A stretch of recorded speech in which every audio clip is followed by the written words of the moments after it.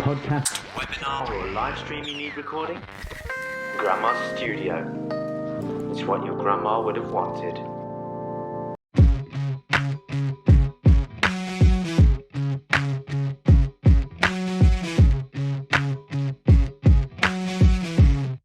Right, folks, it's the 30th of May 2022, and we've had this plan for a while, haven't we now? Yeah. Yeah.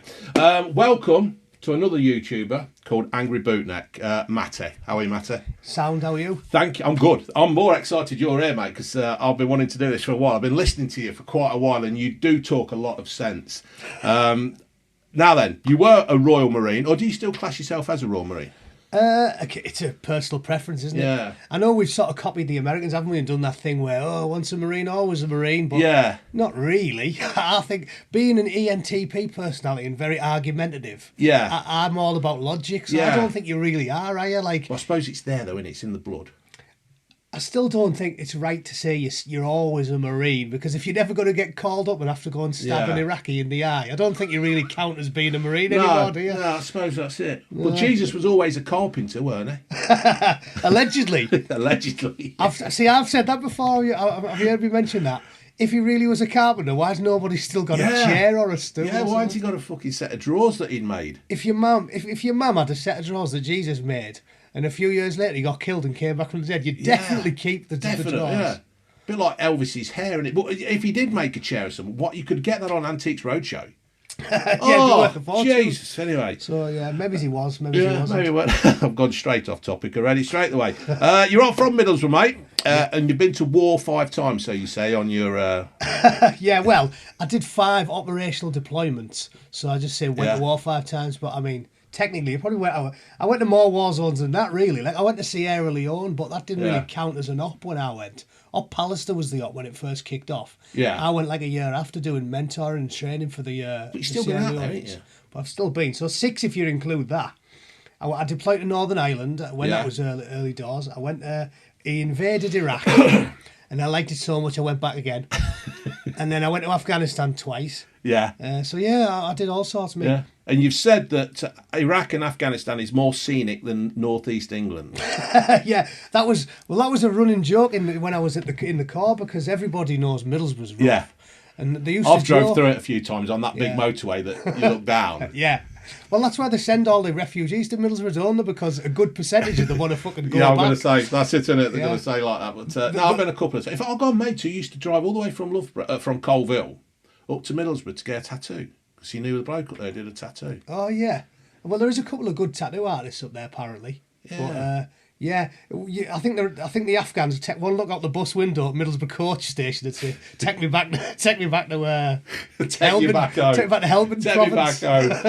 Now, right, moving on, then, mate. I bought you a couple of things. Right, get in, booze. Right, I've bought you. I can hear it rattling. The Clarkson cider. Oh, champ. So not that open. Champ. Oh. Do you recognise one of them? Of course, I recognise. That's come from where you have been as well. Yeah, I do. Yeah, nice one. And I've also I did a video the other day, food of our childhood, and you mentioned a Dairy Lee and prawn crisp sandwich. Oh yeah. So there you go, mate. You can either eat it now or take it home with you in the van. That's class, because I only just got off the flight yesterday, and I always miss English food. And one of them, the first thing I got when I got off the plane was a cheese savoury. Right. And now I'm just really fancy some prawn cocktail crisps. Happy days then. Got you sorted. Loving that. Cheers, mate. That's all right. I've also bought you. Now, I don't know if you know of Robbie Knox. He used to be on Soccer AM. I know he is, yeah. Right, well, I'm mates with Robbie, and he started doing his own beers. You won't know this, because if you watch this, Robbie, he's in America all the time. And he's made his own lager. Oh, right. No, that's not lager, that's a cider, but it goes perfectly with a sausage roll. Oh, I'm loving life, mate. So have a sausage roll and it really, really does match together. Spot on. Yeah, and then I've also got you a bottle of that as well for you and your old fella. Oh, spoil me, Dave. That's it. If I knew people give me this much booze when I do podcasts, I'll come on a few more. Yeah, that's all right. So happy days. Cheers, mate. In fact, you can have the other sandwich then. So I made myself one, but that's all right. I'm going to eat mine tonight. So the wife can eat that as well as the way home. Nice one. So, you happy with that? Yeah, loving it. Good stuff. Right, so let's crack on. Now, you say you're British by birth. You got that bottle open? I'll have one. Yeah, Oh. yeah. Oh, I've bought another bottle for your missus as well, or you can... All right. She'd want me to have it. She's in Wetherspoons, so she's loving life as well. Now then, you say, well, you are British, but you're American by choice, and you have an interest in politics on both sides of the Atlantic. I love that, because a lot of people, nowadays, kids, they don't show any interest in politics, but if they do show an interest, it's normally the left-hand side. Yeah. Because... So what got you into politics, really? Have you always been interested in politics from a kid's age, or...? No. I think that, the old adage that I think a lot of people incorrectly attribute to Winston Churchill. Oh, yeah. Saying if you're not a liberal at 30, you've got no heart, and if you're not a conservative at 40, you've got no brain. Yeah. Apparently it wasn't him. Apparently it's been said for thousands of years. Really? It might have been Aristotle or something, but... It would be true in my case as well. I certainly had no real interest in politics when I was in my early 20s. Yeah. To me, it's like, I agree with that statement. When you're 21, you're out pissing up. Yeah. Trying to get your end away and exactly. basically living your life. Shags and enjoying kebabs, it. innit? That's all you do, innit? Yeah. Cash, gash, pie and Yeah. mash. Isn't it? That's all it is. I mean, I used to work with my dad. I used to fit the double glazing. Now, people will probably moan at this, but under Thatcher, me and my dad never had it so good. Yeah. We were just fucking raking it in. My nana said the big same. So she got me. She always told me Thatcher was the best prime minister because my nana worked all her life. Again, poor working class. She's from Middlesbrough. There's not many more deprived places. No. She worked in a chippy. She was a taxi driver.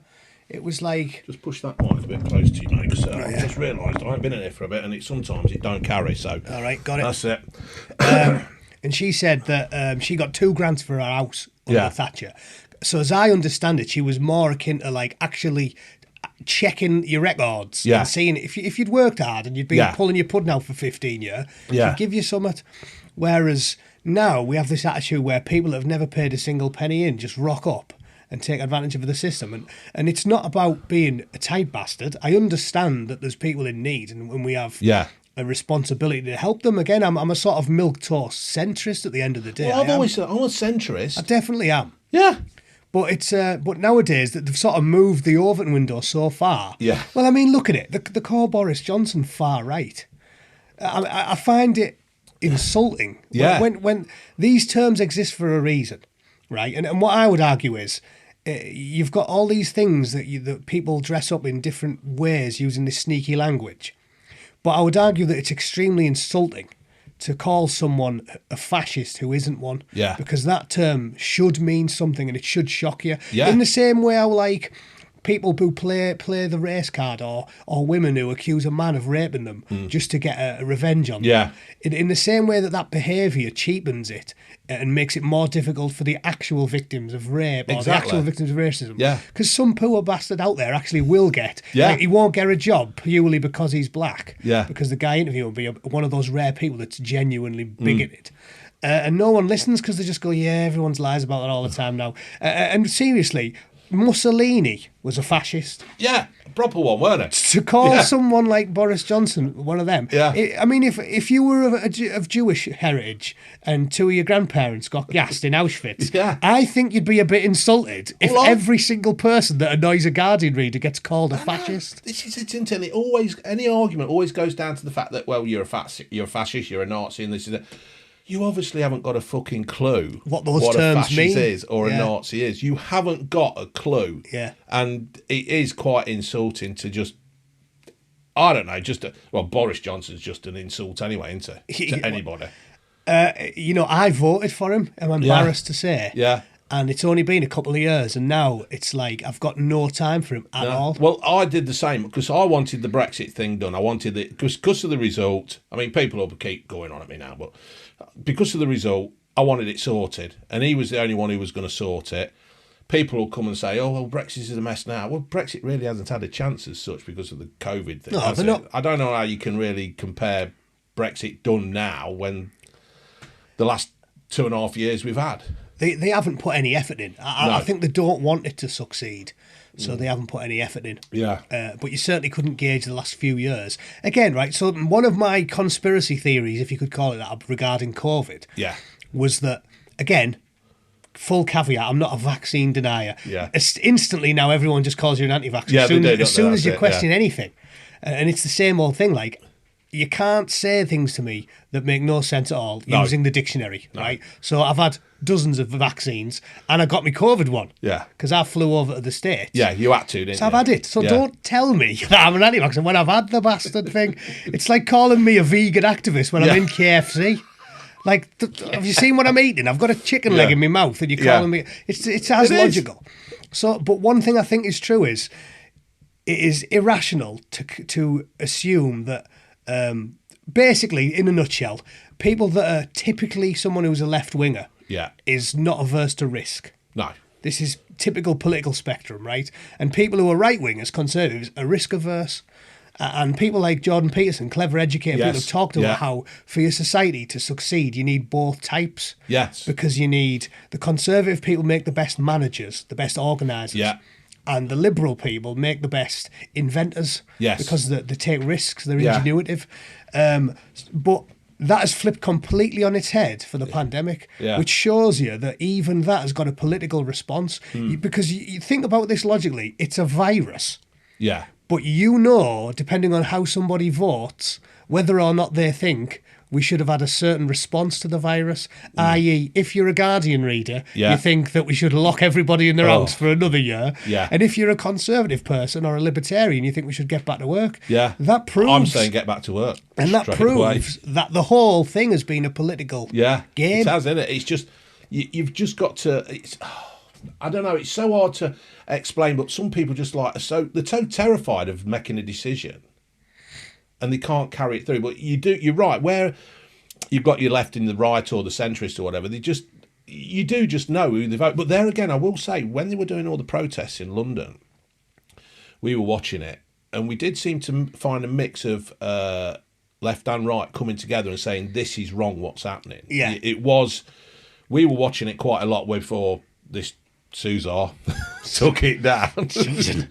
Yeah, my nemesis. Yeah. The thing is, though, that's another example. Political, partisan, with regards to a virus. It's lunacy. Yeah, and when you're saying left and you're getting a good mixture, but that's going to be old lefties. Oh, centre left. Yeah. Corbyn's brother and all them. Like Michael Foot, Tony Benn, people like that. These people, what we recognise as left, this isn't the current lot. No, it ain't. No, this is another thing I can't understand. Tony Benn and all them and Michael Foot in his donkey jacket, they were left wing, weren't they? They were nowadays. But now it's an inherently bourgeois movement. They're all upper class, middle class, Guardian reading, BBC choppers who have got no interest in the working class. You can't tell me, Starman, that he's interested. Sir, the clue's in the name in it. Sir Keir. Jimmy Savile. Sir Keir. He sounds like a twat. You know these people. It's a bourgeois movement. They're upwardly mobile, middle class arseholes who have no feeling for or like of the working class. No.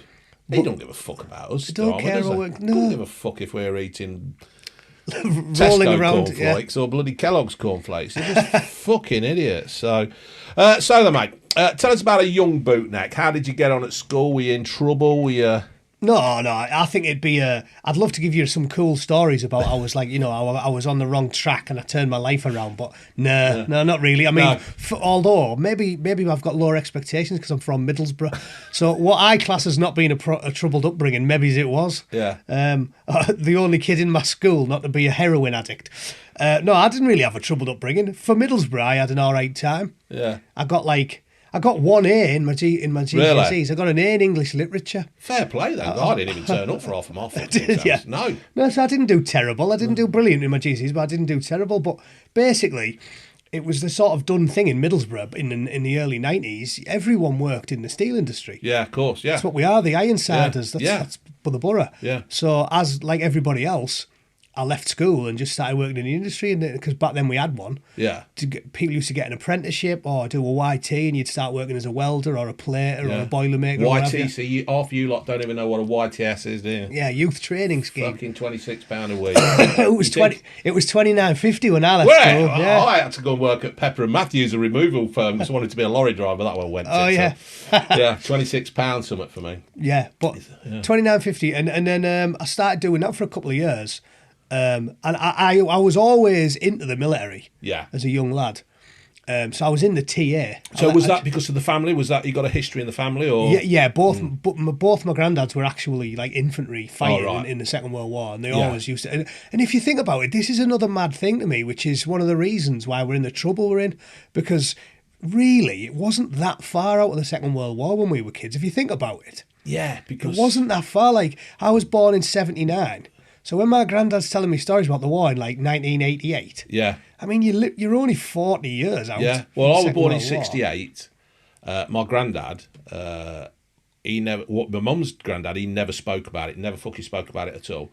My dad's dad, he was on the Atlantic in a frigate or something, protecting the ships coming over, and he got all kinds of shit on his lung, and so he died early.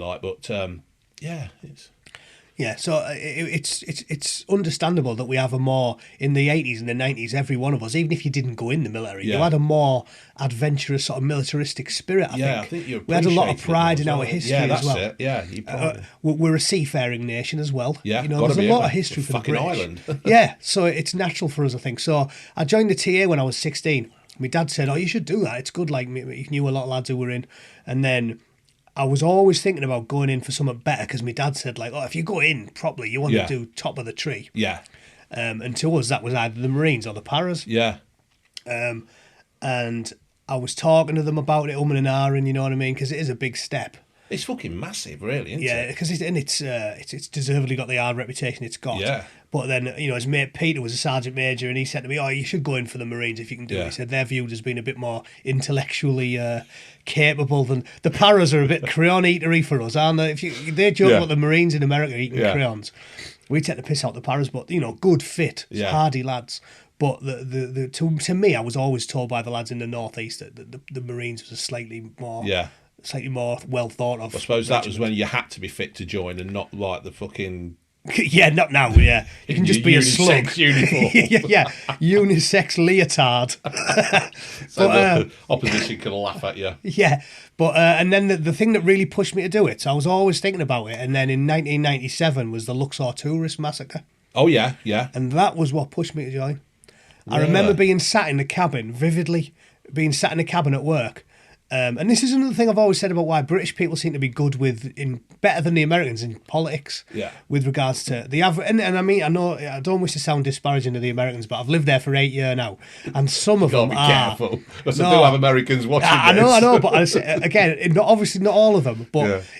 On average, a blue-collar worker in the United States doesn't seem to follow on as much as they do in the UK. Right. And I think it's part of our cultural thing for like the working class to always buy a paper on the way to work. Yeah. And I remember because everyone in the cabin used to get a different paper. Yeah, well, that's what we used to do. Well, I mean, I used to make plastic. Everybody bought a different paper. Yeah, and I remember sitting in the cabin the day after that happened, and I read the Bob got the Star and Dave got the Mirror and Danny got the Mail, and reading through them all, and everyone covered the Luxor tourist massacre in varying details, and some of them were horrific to read. Basically, it was November 97, I think it was, and then they killed about 60 people, bashed the little kids' heads in. I think there was an English kid died who was like 5. Yeah.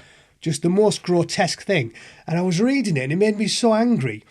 I remember palpably thinking of the despair that you'd feel if you'd just seen your wife get raped and you get your kids got just the head smashed in. And then I was just thinking of the despair you'd feel before you got shot, thinking it'd be so meaningless. Like, it made me genuinely angry. And the next day, I went into the careers office on Friday. It was like a Thursday, it must have been. Because I remember on the Friday, I went to the careers office. because I got out of work early on a Friday. Yeah. I was used to get out at Happy like 11 days. o'clock, didn't you? Yeah. And back in the good old days. Yeah, half one with me. Yeah. And I went down, and then next thing, went from there, walked in straight in, and the bloke was like, what can I help you with? And I was like, I want to join the Marines. And they were like, talk to him. And then obviously a big unit got up, and he was like, follow me, son. Yeah. And next thing I was doing pull-ups out the back. Really? Yeah, he had a pull-up bar. Is that what they were doing straight away? Straight away, yeah. And then I went out the back, and he said, how many can you do? And I went, I don't know, 10. And he went, go on then. And I started doing pull-ups, and he was like, oh, you're not bad. I think I did 7 or something. So he said, right, then we'll get started. And then I did a written test and medical and all of that. I'll tell you, this will make you laugh. I do remember from the medical, back in the day, how much did we used to drink in the 90s? It was ridiculous. Unbelievable. Borough. I'll tell you what, if I had met my missus, I'm sure I'd have been dead by now. Yeah, yeah. Well, Borough was class, right? Yeah, and I remember Monday night, the arena, it was £5 in, all you could drink. Yeah. They used to give you a bottle of beer when you walked in, and when you finish it, you take it to the bar. They give you a new one. It was a £5 in, all you can drink, and then a year later, it went up to £6. But when I joined the corps, it was still £6 in, all you can drink, right? So Monday night was always on the piss. Tuesday night was ladies' night in like the Crown or somewhere, where the girls got in for half price and all the drinks were 50p. So we used to always go out Tuesday. Wednesday was the only night off I used to have, and then Thursday I used to go to the theatre. Friday I used to go out to Millennium in Teesside Park. It was £1 a bottle all night. Saturday I went piss, and then Sunday I'd always go drinking with my dad in my local. So I only used to have like one day off a week. Yeah, I used to have Monday night because I used to watch the Sweeney or Minder or something. Yeah. Well, and I remember back to the story about this being a medical one, because I do go off on a tangent. I remember doing my medical with a doctor in Middlesbrough, and he said to me, right, how many pints do you drink? And just being a young lad and not dishonest, I remember I put it together in my head in about half a second. I went, 80. And he went, 80? Yeah, and I was like, yeah, like, let's say 10 when I go out. Yeah. 1 or 2, or 10, I thought 12 when I go out. Like 6 days a week, 80. But it is 70, 80. And he said to me, I'll just put down 10. Like, because I don't know why. Maybe they wouldn't let you in if they thought you were an alcohol. The thing is, that's what you did when in the 90s. For fuck's sake, I was absolutely hammered half my time. I wasn't an alcoholic. I didn't wake up needing one, but no, I know what it was you mean. It was It's normal. Just normal to go out and get drunk. Yeah, it was normal. Yeah. And this is why I tell you, why I feel as if the kids are getting stitched up. And you understand why the kids are all embracing this woke commie bollocks. Because how do you convince young kids to be capitalists when they can't build any capital? Yeah. And think about how much they get ripped off now. When we were bairns, I was earning 150 quid a week or whatever when I was doing boiler making in Teesside. 150 quid a week, right? But it was 89 pence for a pint in the Wetherspoons in town. So now they might be earning 400, but it's like 6 quid for a pint. Like that's not just inflation. The proper. If you couldn't afford to go on the piss 5 nights a week now. Well, I watched something the other day where somebody went shopping in the I think it was 1977, and he went round Tesco's and he bought burgers, bread, milk, whatever, and I think it comes something like £4.28. So I did a quick on the internet, and it was the equivalent of £28. Now. Right, yeah. So I don't know why I've just said that, to be fair. It's just, you know what I mean? I'm just saying it's inflation. Inflation, but what I'm saying is, if you think about it just in price of a pint, you can see that it's more than inflation. It's ridiculous, they've ramped it up. Yeah. It's a little bit of stealth tax every time. Every time they do a budget. Yeah. And young kids, you couldn't afford to go out and have the time of their life like we used to. No, I know what you mean. When I started drinking 88 and that, fucking hell. Yeah. It was cheap and fun. Yeah. Like I said. Chips and fags. Quality.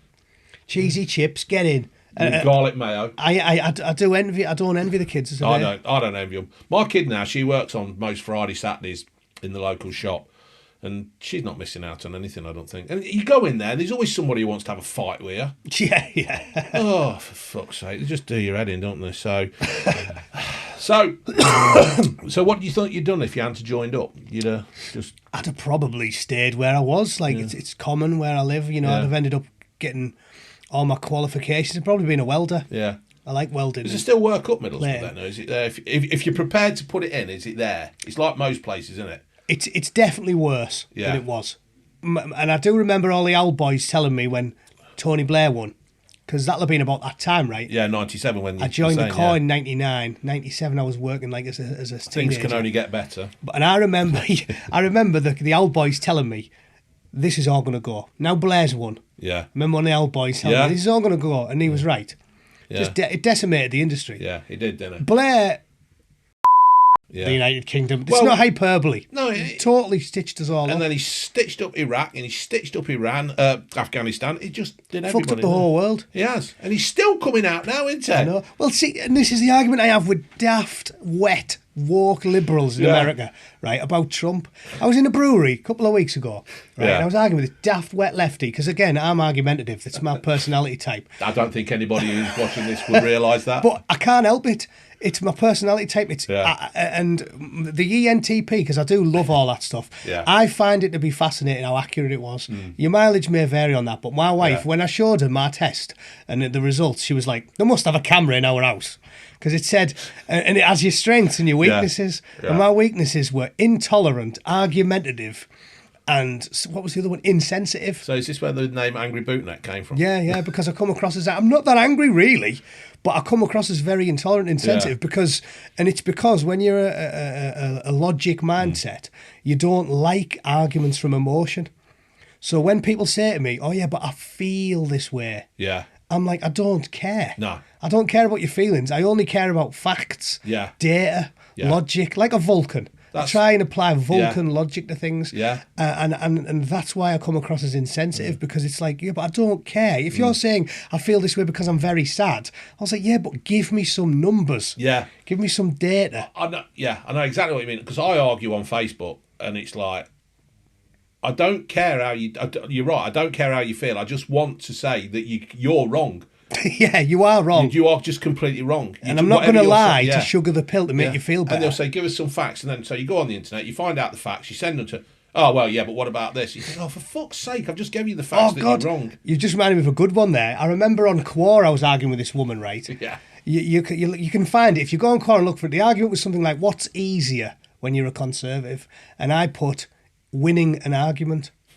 Because I said, I'll give you an example. And I spent a long time making this post, but basically, I was in a group in Hollywood. There was a bloke who followed me channel and he put me onto it and made me join this group. He invited me. Brits in LA. Right. Now, you have never met a more self-absorbed bunch of absolute chiselers in all your life than Brits in LA. Yeah. Every one of them is like a woke lovey because they all moved out there wanting to be actors despite not having the talent or looks to be an actor. They're like Meghan Markle, really. Yeah. But basically, like remember when Prince Charles said, oh, why does everybody get above the station? Yeah. And everyone got, oh, look at him, this aloof prick. And I was like, he's right. Yeah. Prince Charles basically said, only in Britain have we got fat, ugly people who want to be models, people who can't sing who want to be singers.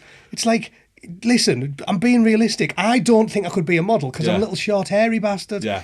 Why do people think they can do whatever they want? These talentless people move to Hollywood, think they can be an actor. I tell you what, because these silly fuckers who teach them say, you can do anything. You're the best in the world. Yeah, you'll be brilliant. Yeah. Do it. Go. Follow your dream. Fuck off. Yeah. Your dreams are... You've got a fucking face like a melted welly. You can only be a balaclava model if you're going to be a model. Yeah. A glove model. Fucking hell, sticky that. But so basically, I was in this group. I got through out about 3 weeks later. Because of this, right, this silly mayor, it was the election running up to it, felt strongly about Brexit. I got kicked out. And this silly mayor was in there saying, make sure you register. If you used to be registered in the UK, you can pick any address you want, register it somewhere in a marginal so you can vote there and get someone like Ian Duncan Smith kicked out of office. And I said... Right. I'm pretty sure this is illegal, isn't it? Yeah. And she went, no, it's not. Go and do some research. So... You did? I wrote an email to the constituency office of Ian Duncan Smith. Right. And said, hello there, I put it all on Quarry and see it all. I'm just wondering, I was told by an Indian woman living in the United States to register at Ian's constituency to vote against him. Is this legal? And then she sent me a big email back saying, hello, Matthew. Totally official from the local election register. This is highly illegal. Thanks for bringing it to our attention. So and so. So I took a screen cap of the email and put it in the Facebook group and said, there you go, love. I did my research. It's illegal. And she put, oh, Matt, go and read a book, not Mein Kampf this time. Oh, for fuck's sake. So it's literally like, there's this woman telling people to do illegal things in a Facebook group. I went on and said, you're not allowed to do that. It's illegal. She said, no, it is. It's legal. Yeah. I then showed her the email from the electoral roll in the UK, and she said, don't go and read Mein Kampf. It was like, so your response to my logical, reasonable, correct post is you're a Nazi. Yeah. God wins law. Lunacy. Yeah, it is God wins law. You're a Nazi. That's what it is, yeah. I was like, hang on, you're trying to rig an election and I'm the Nazi. Yeah. So That's these what it people is. are maniacs. Yeah, because they They're reckon that maniacs. every argument, he's come out with this thing that every argument will turn out that at the end you get called a Nazi. On the internet, eventually they will Yeah. call you a Nazi. Yeah. They call you a fucking pub. Yeah, it's lunacy. Yeah. So yeah, I keep going on a tangent because I'm a gobshite. I was going to tell you about a story in the brewery, and in the brewery, it was this bloke was saying Trump's a fascist, right? And it's that same argument. I can't hear it and not say because again I'm argumentative. I can't say he isn't though, is he? No. There's a dictionary definition for this. I said, and I don't love him. I call him the orange god to wind people up. I don't love Trump. No. I didn't vote for Trump. I'm American, and I didn't vote for Trump. Right. I wrote in Tulsi Gabbard. I didn't vote for Donald Trump. Because being an English liberal, I still have issues with the sort of devout religious conservatism of republicanism. Yes, yeah. I have since decided I'll hold my nose and vote Republican in the next election. Because I've had enough of the insane woke. But 2 years ago, I was still labouring under the delusion I was a Democrat. Yeah. And I said, but he's not, is he? I said, he's charmless, he's annoying, he's got his flaws, but he is a normal American businessman, capitalist, who just wants to, he's slightly right of some people. Yeah. That doesn't make you a fascist. No, it's not illegal to be a conservative. No, and this is what really makes me hate them, because they are the authoritarians. Yeah. You're allowed to vote conservative. Yeah. They make out as if you vote conservative, you're a fascist Nazi. Yes. It's like, no, there's fascist parties. Yeah. And I'm not voting for them. There's nothing wrong with being a fucking boring, middle-of-the-road conservative. It's basically when they haven't got an argument left, they just have to call you a name. Yeah, but it's not an argument, is it? No, it ain't a fucking argument. It's just a joke. It's because this is one of these things where, because of the state of the world, state of the country, and the way people are spoken to, they haven't got the ability to debate, because somebody will shut them down on Twitter or Facebook or something. The kids of today haven't got the ability just to debate and think of another argument from the other. When I have an argument, I'll have an argument with myself first. Yeah. And then tennis it in my head. Scrutinise your beliefs. And then I've got, well, if they say this, I say that. But the kids nowadays, they just can't do it, because if they don't agree, right, I'll shut you down, I'll report you. Oh, for fuck's sake. Well done. It's ridiculous. Fucking frightening. And like I said, that's what really grinds my gears. It's the it's the idea that if you disagree with someone who is far left, because again, these aren't normal left-wing people. No, woke, the people that call themselves woke are not normal. They're not centre-left. No. They are far left extremists. And then if you're right of them, you're a fascist. I was like, no, there's about 10 mile in between those positions. There is. It's so fucking ridiculous. It's unreal. And you could see it when Joe Rogan came out, and they were calling Joe Rogan a right-winger. What a legend. A Nazi. Yeah, because he's normal. Yeah. He's a normal bloke. Normal. He's normal. And they made a list. You'll laugh at this because you're English. You know exactly who I'm talking about. They made a list of all the people who were right and who were left. And it was, we'll prove Joe Rogan's right-wing bias by putting into this. So they made a chart on Twitter. Yeah. How many left-wing guests he's had and how many right-wing guests he's had. The right-wing guest list was massive, right? Top name on there, Russell Brand. Really? And we know, being English, Russell Brand was like a full-blown socialist about 10 years ago. Yeah. He's been left-wing all his life. Yeah. And the second you disagree with an extremist lefty commie loony, they go, oh my God, he's far-right. Russell Brand. If Russell Brand's far-right, every single one of us is far-right. Do you watch his on YouTube? I do, yeah. Every now and then. I don't watch him loads because I don't love him. Again, because I think he's a bit of a... He's a proper lefty. Yeah. And he's just been dragged over by the events. He's probably become, like you just said at the beginning, when you get to 40, you move.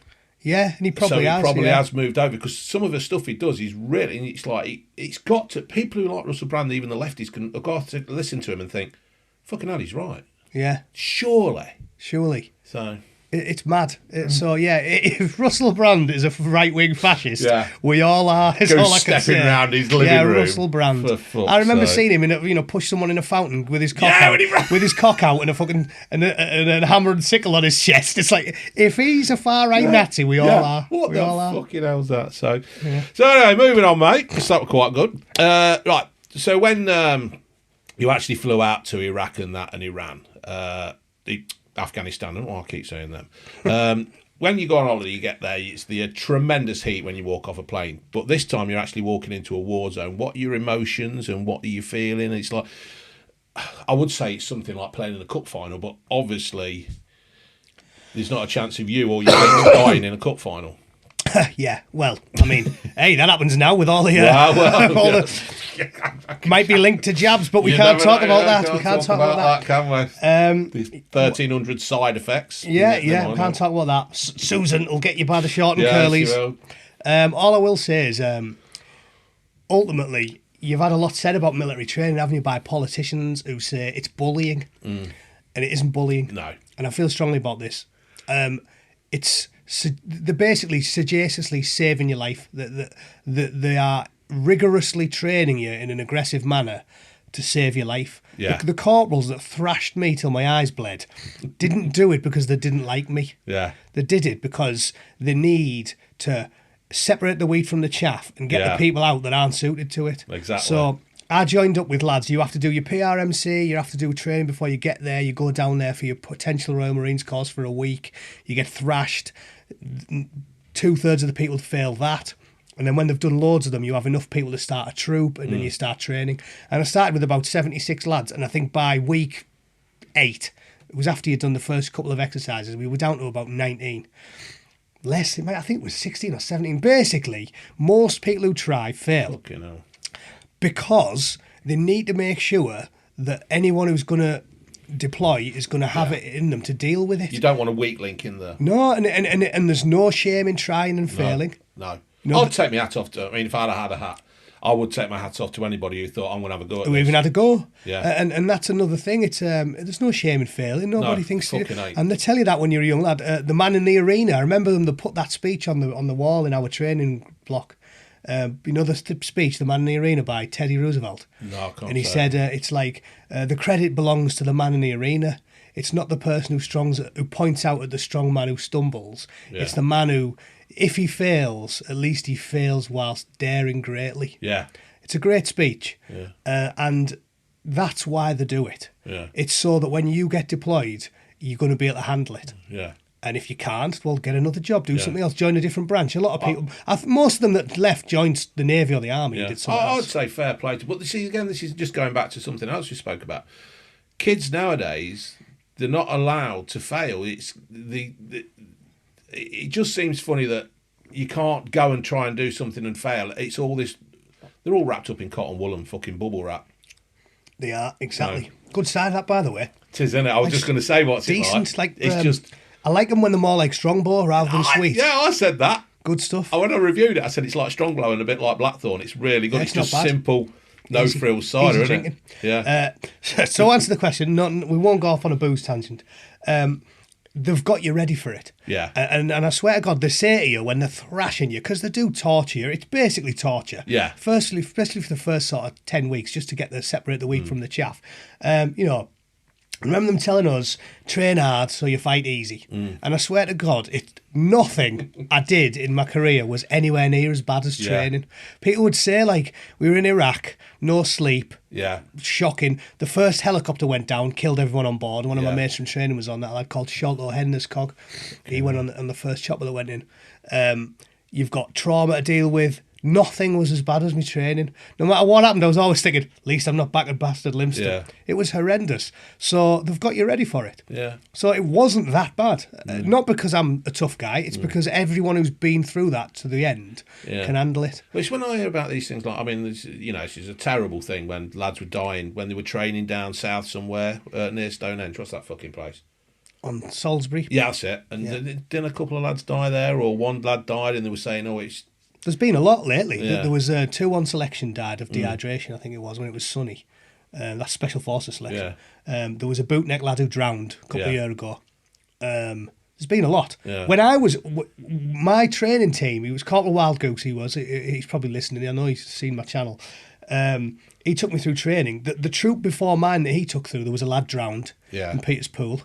And then when I was in about week 6, there was a death. A lad got shot in the face by accident. Fucking hell. So to be rigorously trained, you have to take risks. Yeah. Because they have to create the feeling of genuine terror. Yeah. You have to be afraid when you're training, so your adrenaline's pumping. Yeah. And then they're shooting rounds over your head and that. And then you have to be... They're trying to make it as realistic as they can for a reason. So anyone who's done it is ready for it. And I can hand on heart say it wasn't that difficult. Because of the training, like nothing I ever did was anywhere near. Was Definitely easier than training. They always say that. Train hard, fight easy. And in the Marines, certainly, they've always lived by that mantra. And yeah, it wasn't that bad. It wasn't that bad. I was like, yeah, at least I'm not crawling through the nettles with my balls out like I was at Lympston. Do you know what I mean? It's that's what they do. They don't let you sleep. They torture you.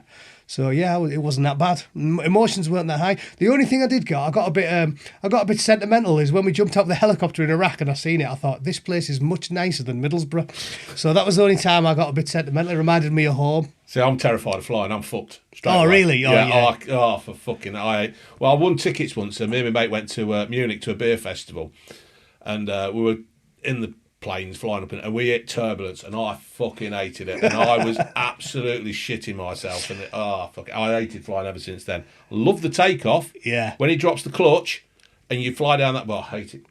Proper turbulence is bad. Yeah. I've flew hundreds of times, and people think they've had bad turbulence. Yeah. They haven't. Yeah. I think I've only had really bad turbulence once, and that was in military. It was flying back from Afghanistan in a C-130. And Is that I the remember, big Hercules? Yeah. Yeah. And I remember that dropped about, when you get proper bad turbulence, it drops about 200 foot in 5 seconds or something.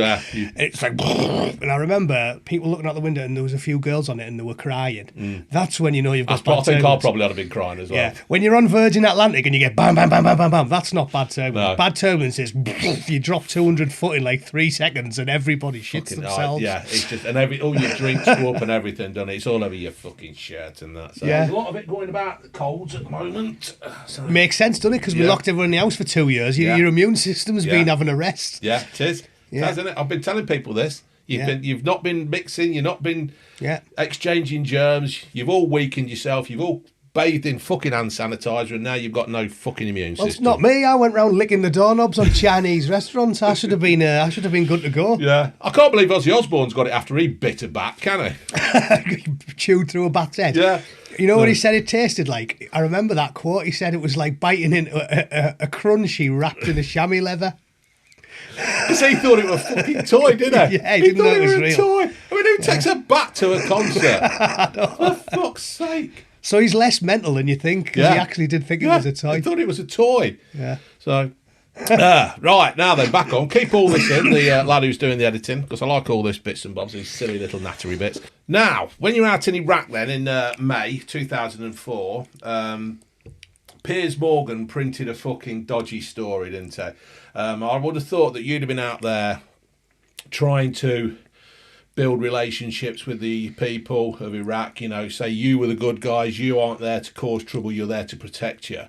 And then this piece of shit comes out. And the worst thing is, well, not the worst thing is, but Piers Morgan's brother is in the army. Yeah, he's high ranking, isn't he? Colonel or something. Yeah, so how did that affect? Did it, obviously I would have thought that, they all seen the story out there, didn't they? So yeah, well, I remember it well.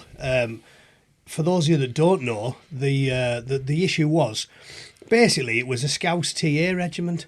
Really? Yeah, apparently they were trying to make some easy money by selling pictures to the Daily Mirror of British troops abusing Iraqis. And the thing that obviously annoys didn't sell them to the Sun then.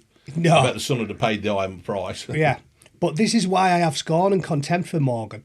It's because they weren't even believable. When I seen the paper, the front of the paper, we knew they were fake as soon as we seen them. Because any soldier knew they were fake. The patches were all wrong. They didn't have the insignia on anyone who was deployed. Yeah. They were meant to be pissing on him, right? And you could see, unless it was a 90-year-old with prostate cancer, not some young squaddy, you could see it was a bottle of water. Because it was like a little spot, one individual spot on his, going on his face. I was like, that's fake. You could see it was a bloke with a water bottle. And the other thing that got me is that he was wearing an Iraqi flag shirt, weren't he? Yeah. So he must have known they were fake. He's a professional newspaper editor. So he says. I could see they were fake instantly by looking at them. So he must have knew they were fake.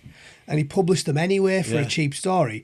And it caused... Basically, dozens of lads must have died as a result of that. Yeah, I would say that. Because there was wide-scale public disorder as a result of it. I remember seeing them outside the FOB with the photos on placards. Yeah, they were. I've done my research. I've looked at it, and they have got it up on boards and stuff, haven't they? They had them on placards. So Morgan has blood on his hands. I genuinely hold him in contempt for that. He must. No, again, it's one thing if he just did it without doing his due diligence, but there's no way that he didn't look at those photos and say they're fake. Yeah. He cynically went, they are fake, but we can still get a good bit of traction out of this. Yeah, so that's why I have loathing for him. The other thing is, a few days later, he actually printed a story saying these pictures were real. He didn't even believe it himself. No. The man's a snake. Fucking horrible, man. And that's why I made a video called Piers Morgan equals oxygen thief. Really? Because that was years ago. He blocked me on Twitter when I sent him that. That was my claim to fame on Twitter before I've gone through a few accounts on Twitter as well, but he blocked me on Twitter when I sent him that. Piers Morgan, the oxygen thief, because he's an oxygen thief. He knew. Horrible person. Horrible bastard. Horrible. In fact, really ain't even a person. And this thing he's doing now on Talk TV, it just goes to sum up how much people actually do like him, and because when he was on Good Morning Britain or GMB or whatever the fucking hell it's called, it was just easy watching. Everybody's got a TV. Yeah. It was just there. It just went on. Nowadays, they have to go and look for him, and they can't be asked to look for him. No. He's about as charismatic as a rattlesnake with a hangover. Nobody wants to watch Piers Morgan. No. This is why, again, chippy northerner, I think a lot of stuff is the southerners stitching us up. I know I sound like a scouser now, but loads of these bloody personalities are charmless and dislikable. No. Like people who've got a bit of charisma, they have to make their own way in the world. Yeah. People that are thoroughly detestable from down south, just put them on the telly. Yeah. Look at all the people they put on telly, just charmless, middle-class southern wankers. Jamie Oliver's a twat, and when he first come out, I liked him, but nowadays I just think he's a wanker. And then blokes like you have got to make your own way in the world, who's actually got a bit of a personality. Piers Morgan has got no charisma. He hasn't. I just don't understand the attraction of him. I don't understand why Rupert Murdoch says here he's 50 million over 3 years. What the fuck? He must. I just don't get it. You know, that word reminds me of Piers Morgan. Here's a little factoid for you. You know, the Germans have that ability where you can make up words because you can merge them all together. Yeah. There's a great word. It's Backpfeifengesicht. Or Backpfeifengesicht, and it basically translates literally as a face you'd never get tired of slapping.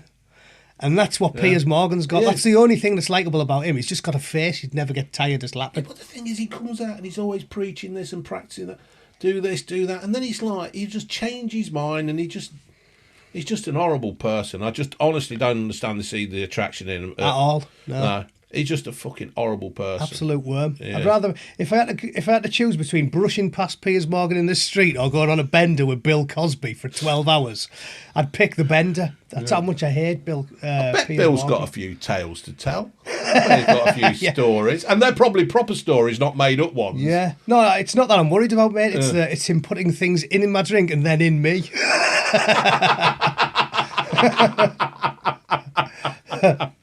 Oh, God. Now then, here's the question. I sent you this. I told you I was going to ask it. There's a question going around on politicians and stuff, and I don't know what the idea is. It's just a quite easy question to me. What's your definition of a woman? Oh, God. I don't think we'll disagree much on this one, will we? I think... No.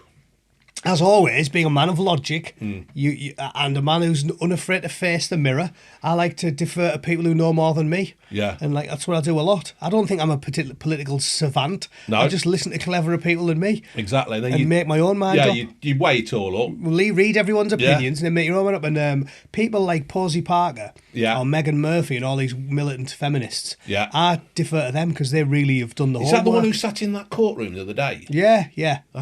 Posey Parker, she's good.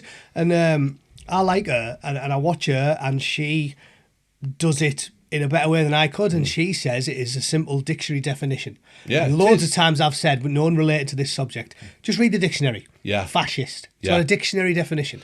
So to me, the dictionary definition of woman, and we'll probably change it now, but I'm going from the 90s dictionary, is good enough. Yeah. And it's adult human female. Yeah, it is, isn't it? It's my mum. Yeah. And all I'll say about this is, again, because I'm a socially liberal centrist chap, I am definitely left-wing on individual liberty type stuff. Yes. I'm not in any way anti-LGBT. No, I'm again, not. people of our generation, we were pro-gay marriage before it was cool. Exactly. I couldn't care less. We were pro-gay marriage in the 90s before it was cool. Yeah. So what I keep saying is, again, you have to ignore the insane rhetoric from the commies and the wokists and just listen to the majority. Yeah. And the majority of people think if you're a grown-up, you should be free to do what you want, as long as it doesn't harm anybody else. Exactly. But the reason it's an issue now is because of safety. Yes. And nobody's got a problem. 99% of people haven't got a problem with the LGBT community. They don't wish any harm or ill to them. But they say, listen, there has to be a happy medium between your ability to live your life as free as you want and biological women's ability to be safe. Yes. And I've always said that I've got no problem with the T's. No. If you're a trans person, good luck to you. Live your life however you want. But you're going to have to put up with a few little restrictions because we have to worry about the safety of the majority. And it's like little things. If you're trans, I agree that you should be able to live your life unmolested.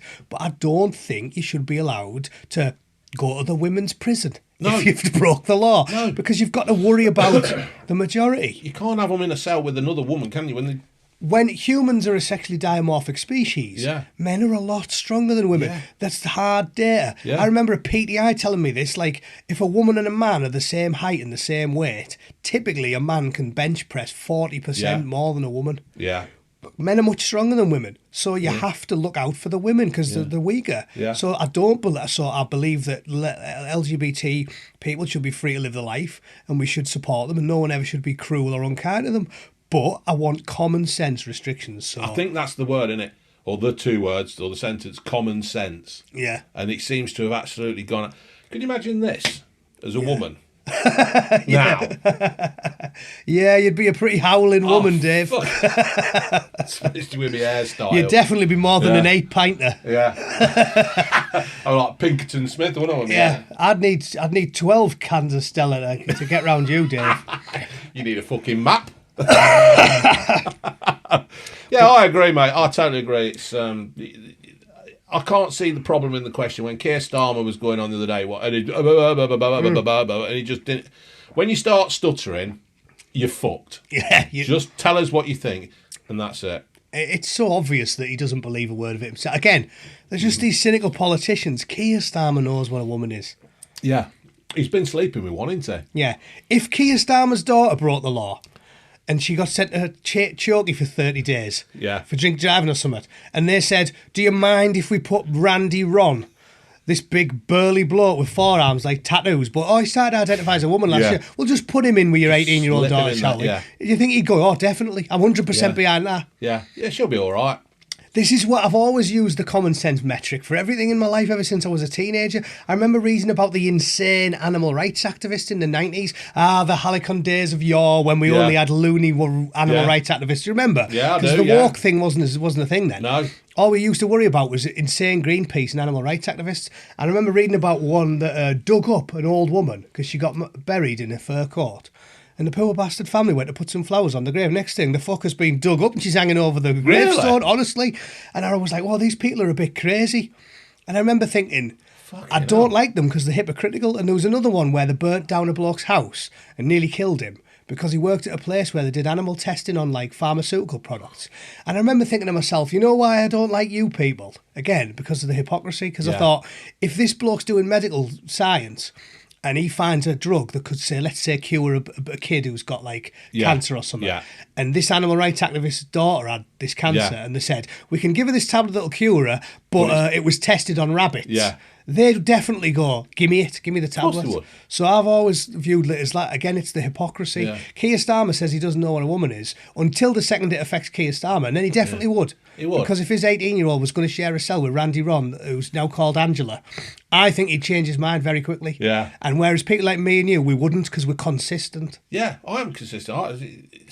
I don't need to change my mind depending on individual issues. I'm just logically consistent. So, no, he knows what a woman is. He does. And I know what a woman is. He's trying to play the safe card, isn't he? Yeah. But all he's done is just... I mean, there was some Labour politician the other day come out and said, like, a woman's got a penis, a woman can have a penis. No. No. It doesn't happen. The little kid on Kindergarten Cop got that one right in the 90s. Yeah, what was that? Boys have a penis, girls have a vagina. It's easy, isn't Pretty it? easy. Fuck's sake. It's not hard. No. So how do you relax then, mate?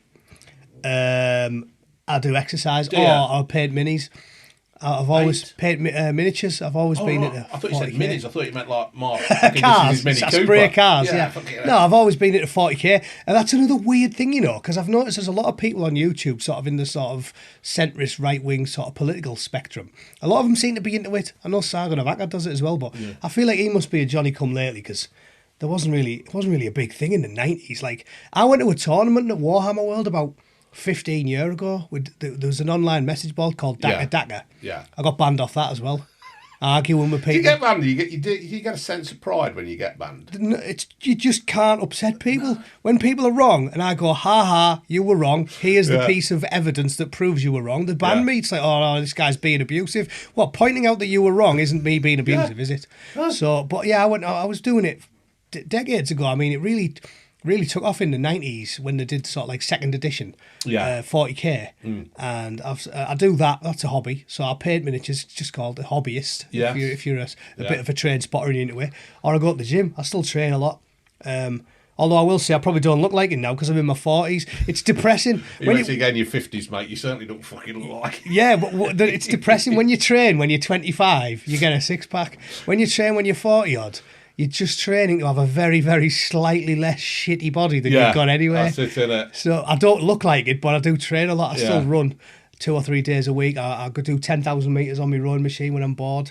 I like to go on the punch bag, go on the battle ropes in the gym. I do loads of training. Oh, fair play. I suppose it's there though, isn't it? I suppose once you've been taught mine, I suppose when you look at Razor Rudder, he don't fucking train anymore. Some of them rap. Fucking hell. For me, it genuinely is, and again, it's a scientific fact that it's good for your mental health. Yeah. And I do. Whenever I've been injured, like I tweaked my knee a couple of years ago and I couldn't do any phys for like 6 weeks. Yeah. And I just felt shitty. Yeah. So I do it because it's good for your mind. Yeah, it is. It is definitely good for My your missus, brain. she makes me, we walk the dogs, and like I've got this thing now on my watch where I've got to try and do 8,000 steps a day. I know it's not a lot, but it's Better than a there. kick up the arse, Dave. Fucking hell, it is, isn't it? When you look at some people and like, I mean, if I didn't do 8,000 steps a day, I'd be a right fat fucking. Yeah, well, you do some quite a lot of eating. Yeah, well, I'm trying to knock that on the head. This is why I try to do more podcasts and stuff. So you can give your bowels a rest. Yeah. But I mean, you're not in that bad shape. It's definitely good for your brain. I recommend it to anyone who's struggling with anything. The amount of difference doing a little bit of physical training can make for you, both your mental and your physical health is profound. I find that when we have actually been out for a walk, I fucking hate it. But when I'm back, I think, they're all right, really. It's good for your brain. Yeah. So there you go, people. If you're fat, do some if you're fat, don't be. Yeah. Don't if be. you're fat, I mean, all right, I'm carrying a few pounds, but go and do some fucking walking and eat less, move more. Yeah. That's what it is, isn't it? Again, not rocket science, is it? Yeah. What made you start doing YouTube then, mate? Again, I've been politically minded for over a decade. I've been writing on Quora for about 10 years. It's one of the things I always fancied doing because I'm a natural talker. But I've got no technical ability, and I think I was a bit lazy. For years, I fancied getting into it. Has YouTube and this made you more intelligent talking wise, or has it made you come out more, or can you phrase yourself better? I don't really think so. I thought you were going to say, has it made you more technically proficient? It's made me more technically proficient, but I've been a gobshite my entire life. Yeah. It's either in your brain or it isn't. Yeah.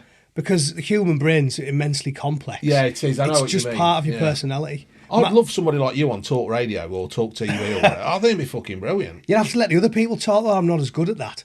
I suppose, it's probably made me a better listener. I do make myself listen to people more now. Because I like the sound of my own voice. I know it's a failing. You shouldn't be a total gobshite. You need to be a happy medium. But it's my way I am. I took my wife to see me nana. I always remember the first time she'd ever met her. Yeah. And my nana and my wife are sat there having a cup of tea talking, and I'm just like wandering in the front room doing circles, talking bollocks. And my nana was like, he's been like this since he was 2. Like, ever since I was a tiny little kid, I just never shut up. Yeah. I'll talk to anyone. I can talk to a glass eye to sleep. I'm the same. You're clearly, and that's the type of personality that you need to be good at YouTube. My missus will say, we'll go into a pub, and we'll I'll be in there. And also, I'll just start talking to someone. Yeah, I Who's do, he? yeah. Who's he? So I don't fucking know, do I? Just some bloke started talking to. Yeah. And it's there. Yeah, and that's a natural Yeah. thing. And I think that's the best type of personality for it, because it's quite a skill to be able to sit and just talk. Yeah. You know, like when I do my live streams, it's yeah. literally just... Yeah, I mean, the reason why I've done this is because like, I watch Matty on his live streams on Angry Boone. I'll put all the links below. But he just talks and talks and talks, and he'll go off on about 4 different subjects and then pull it back. Yeah, but it is a skill, isn't it? Not everyone can do it. No, you can't do it. And I just like to get 4 or 5 news stories up and just read them and go through them and dissect them. And I think that I've probably got better at listening to other people's opinions rather than just riding roughshod over them, because, like I said, that's what I used to do. I was a bit... Again, I'm intolerant of bad ideas. Yeah. I can't help it. Again, emotions mean nothing to me. Yeah. If you say, if you just tell me something that's wrong, I can't not... I'm there going... My wife, sometimes, if it's in a pub and I'm listening to another person talking, it's just wrong. I'm like... My wife's like, don't say anything, because she knows I'm going to go, here, you're talking shite, Well, mate. we went in a pub once, and there was this old boy, he were in his 90s, 80s, 90s, and he were banging on about Brexit and how good it was and all this, and this is the way, and all that. And then I went up to him at the end, and I actually bought him a pint. And I shook his hand and says, I agree with everything you said there. Yeah. Because the other ones were like disagreeing with him. I was like, everything you said was spot on there, mate. Class. I gave him a pint of beer. Yeah, class. That's why I like Weatherspoons so much, because he was all for Brexit. Yeah. Whenever I'm back in England, I always go all around the Weatherspoons. I walk up to people in Nottingham last time, I was like, excuse me, mate, where's the nearest Weatherspoons? Yeah. And this old boy was like, oh, it's just down there. And I went, he's a good lad, him, Tim. I was like, trying to encourage people to like Weatherspoons, because he stuck up for it. So. Again, that is a great example of what we were talking about earlier, about the sort of bourgeois movement, because all of the working class people voted for Brexit. Yeah. I can tell you whether or not a town was pro-Brexit based off how much of a shithole it is. Yeah. I've done it on my YouTube channel. I was like, go on, name some places. And if someone's like Harrogate, I'm like, Remain. Yeah. Tell me somewhere else. Hartlepool, Brexit. Yeah, Brexit. You can tell. Yeah, you and can. somehow, because the insane, insufferable walkists run the world, they've made it that Brexit was all the rich people. Yeah. I'm like, hang on. Remain was all the rich people, all the politicians, all the big bankers, all the global businesses, everyone, and the people who wanted to leave were scaffolders from Leeds. Yeah. And somehow they've turned it around in the last few years and just said, oh yeah, all the rich wanted Brexit. No, it's all Jacob Rees-Mogg. It was working class people. Everybody, wasn't it? Working class people. Yeah, it was. You're right. They turned it all round, and it's just gone completely fucking ridiculous again. But there you go. We're living in the post-truth era. Yeah, we are. Post-truth era. Up is down and left is right. Yeah. Because they learned... I waited for you to say that. You ought to have that on merchandise. Up is down, but it's madness. Yeah. It's madness. Yeah, we're living in the post-truth era because they realised that it wasn't about changing people's minds. All it's about is controlling the narrative. Yeah, it is. And that's what Tony Blair did. Started that long march through the institutions. Yeah. And they realised we don't need to change people's mind. We don't need to win an argument. We just have to control the radio waves, the TV networks, the printed media. And if you do that, you don't need to win the argument. And that's been proved in the last And 2.5 years. All they do is lie. Yeah. All they do is lie. And they're always wrong. Yeah. But it doesn't matter. No, because they just do what they fucking Always want. wrong. Wuhan. Everybody was saying it. Trump was saying it. Like, it come China. from a lab in Wuhan. No, definitely. 2.5 years later, oh yeah, it sort of did. Yeah. Let's just pretend we never said it. That fire they had there as well, that were lucky, weren't it? Hunter's laptop. Yeah, Hunter's laptop. Can we mention him? Oh, I'm talking to me. Are we allowed to? Myself. Yeah. But seriously, oh yeah, it's all Russian propaganda. Yeah. 100% right. Yeah. So it's disappeared. It all comes out in the end. Somebody. The only time something like this hasn't been kept quiet or out the news is the McCanns. They know something. Oh, yeah. And that's still being hidden. There's something there. That's a good one to talk but about. Everything else, it all comes out. The truth always comes out in the end. Have I told you my theory about that? What annoys me about the McCanns again? Because I'm a chippy Go on northerner. then. We'll have that. Basically, They only live up the road, you know. Yeah. When I used to live with my missus at Rothley, a cricket ball throw away from my house. Well, I think that's more of the class state of Britain, that, because if Madeleine and Jerry McCann were unemployed dollies from Hartlepool that have got nicked, and there would be, everyone would know, but because they were middle class arseholes who read The Guardian, they let them off. Yeah. The doctors. Honestly, if two chavs from Borough went out on the piss on holiday and left the kids on their own in the house, they'd have got nicked the next day. The houses had been burnt down by the time they got home. Yeah, they'd have got nicked the next day. Because the middle class arseholes, they got to meet the Pope. Yeah. It's bollocks. I mean, I don't know that they definitely did something dodgy. Maybe it is plausible that it was an accident. Yes, I reckon. Because the doctors, they thought we'll get away with it, we'll hide it. Yeah. But that's what I think. I think it was probably an accident, and because there are clever bastards, they thought, okay, we can hide this, cover it up. But if they were poor, they'd have got nicked. Yeah. Did you watch the drama on BBC called The Cry? No. I can't remember her name. She was in Doctor Who, and she was the Queen in The Crown. The young girl, the black hair, really, really, really pretty girl. And anyway, there's a drama act called The Cry, and this couple go on holiday, and something happens, and it is basically the McCanns. So if you get a chance, just on the internet, The Cry. I'll have to have a look. What's her name? I can't remember her name. People, put her name down below the comment. I think that's people do it. It's fucking brilliant. Right, so you do YouTube. What do you reckon of the control on YouTube? Because you've been banned or suspended. What we said earlier about controlling the narrative is clearly and aggressively the case in Silicon Valley. Yeah. My channel's been staggeringly snuffed out, really, isn't it? Snuffed out. Yeah. I mean, the easiest way to see it is the community section. Yeah. Because when I used to put a community post on, it's annoying because this is like 2 years ago when I had about 1,000 followers. If I went out on the piss, I'd put on my community centre section, I'm in Wetherspoons in Nottingham, and I'd get loads of beers off the fans. I was like, this is great. Now, you can't do it because nobody sees them. No. If you go back a year, my average community post would get a couple of thousand upvotes. Yeah. Now, the average one gets about 12. It's unbelievable. Since I've snuffed it out. Yeah, since I've gone more political or more topical or more current affairs, my views have dropped. And I've obviously said the wrong thing. I'm not that I'm particularly bothered because people seem to think I rely on YouTube for my income. I don't. I've got something else cracking off. But it is amazing how they do control what you say. Completely. It's fucking frightening. It's frightening. If you're not frightened, folks, about the control, you fucking should be, because it is frightening of how they can manipulate of what you can put out there and say and do. What you can see. Well, you did something on Twitter about me, didn't you? Yeah. Shadow banned. Yeah, totally. Yeah. It's 100%. And again, this is it's a known fact, and they still deny it. Yeah. It's a known fact. They did it to Trump, Ted Cruz, all these famous people, and then people go, no, we don't do that. You do. You do fucking do it. It's obvious. I was getting 2,000 upvotes on average when I had 1,000 followers. Now I've got, 11,000, and I get about 12 people see it. So you do it. It's ridiculous. Everybody knows it.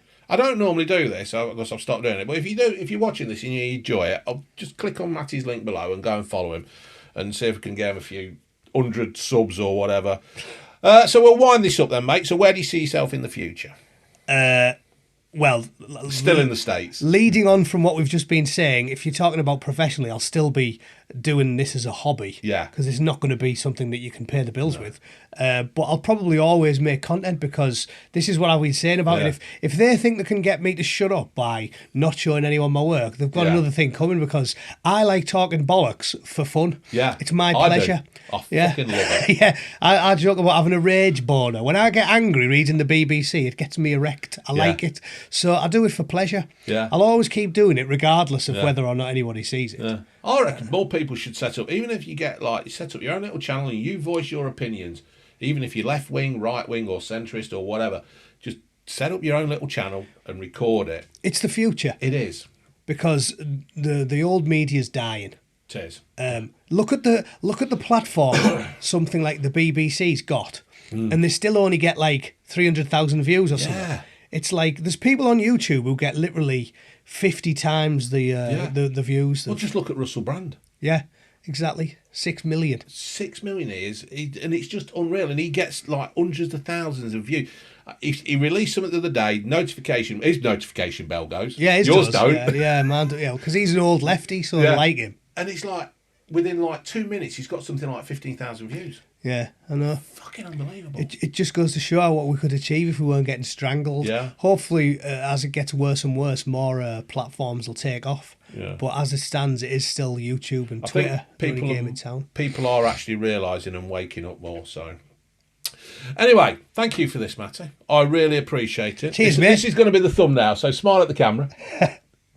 I really appreciate it. I mean, you've only over here for a couple of days, ain't you? Such a week. I'm here till Sunday. And to come over here and do this for me, mate, it's absolutely... I'm really, really honoured that you've done it.